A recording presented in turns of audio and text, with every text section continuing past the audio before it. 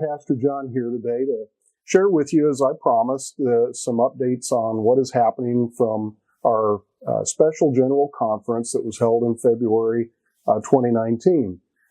As most of you know, out of that conference, a decision was made by the World General Conference to adopt the so-called traditional plan for our governance, keeping in place rules regarding appointment and marriage for same-gender and LGBTQ persons. So since that time, several things have happened. The most immediate is that in April, the Judicial Council reviewed the decisions made at General Conference.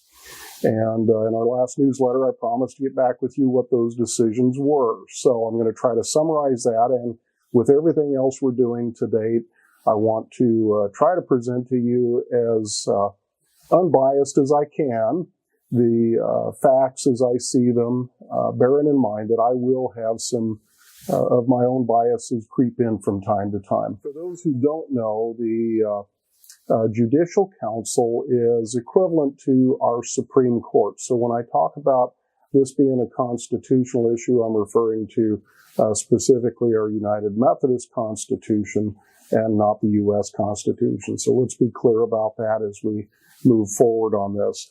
Right after the General Conference, there was a petition filed to have the Judicial Council review the decisions. So let me just give you the summary of that. You can look up the details on Google if you want, or stop by my office, and I'll be happy to share those decisions with you.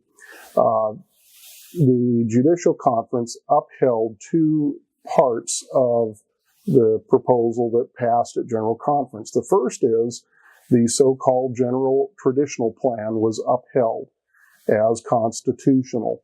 That goes into effect in January 2020. Really doesn't change the way we operate today under our given rules. It just reinforces the rules that we have today. It does increase the accountability for clergy and bishops in relation to marriage of same gender and ordination.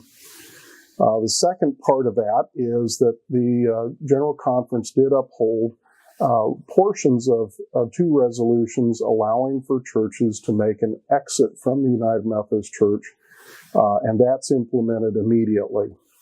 They did find unconstitutional several other provisions that would have held bishops and clergy accountable, but denied them due process under our rules. So those were appropriately found to be unconstitutional. Since that ruling at the end of April, many bishops, all 5 bishops in the Western jurisdiction and many other bishops across the U.S. Are openly defying the decision of General Conference and are holding meetings to decide what action they're going to take and how to proceed.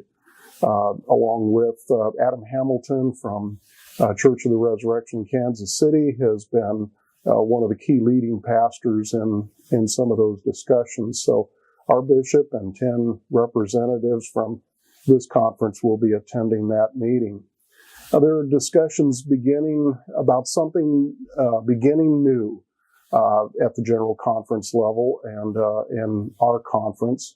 And so we're going to have to wait and see what those topics are as they relate to us. Now, I anticipate in the next weeks we have our annual conference, June 13 to 16. That's our conference that encompasses all of Arizona and southern Nevada. So when that happens, and as we get a little bit closer, I anticipate that I'll have more information about what Bishop Bob is talking about and how the gathering of our pastors and lay delegates across Arizona and southern Nevada are responding to this. Also anticipating that our regularly scheduled and calendared General Conference of 2020 is coming up. That's again the worldwide church. I think there's going to be some major changes made in the governance of our organization. Now, I don't believe it's yet time for Lakeview to be making decisions about what we want to do or where we're going to go. I think right now I want to encourage us to stay the course that we're on, bringing the good news of Jesus to the people in Sun City and the surrounding area, caring for people, their mind, body, and soul, and doing all we can to reach people who haven't yet heard of Jesus. That's our focus. That's who we are.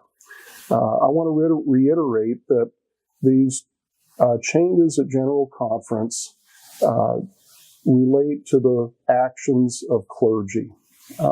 We welcome all people into the church. We welcome all to the table of grace. Everybody's welcome to come to Holy Communion and be a part of what we're doing. Nonetheless, and understanding that many people who are LGBTQ proponents, who are affirming, and those who are LGBTQ see this reinforcement of the rules as a rejection of people.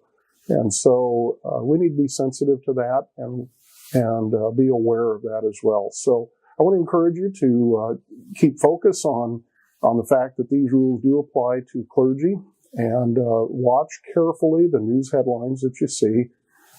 Take them with a grain of salt. Come see me if you have questions, so I can share with you the facts as I see them.